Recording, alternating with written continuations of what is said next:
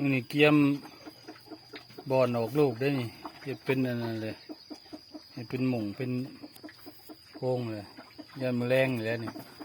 อื่นเศร้าเห็นลูกแล้วนี่คิดได้ยักโตนี่เขาอาหารก็ไปอยากกินแล้วนี่ลงมาเกลืออาหาร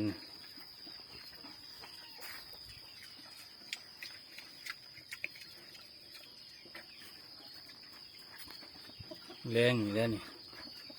วันศิล15 ค่ำทำมันนี่ในวันที่10 เดือน 6 2025วันศิล15 ค่ำ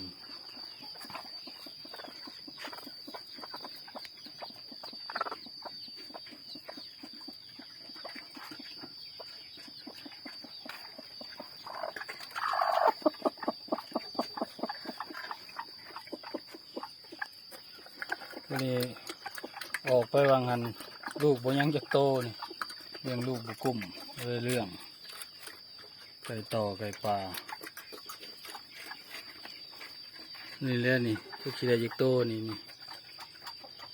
เม่นออกแล้วก็บ่จักออกเลยลูกอยู่ในนี่ก็บ่จักบ่อยากไปต้องนะครับไปต้องเพิ่นเลยโว้ยบ่อยากให้ลูกกินนมโลด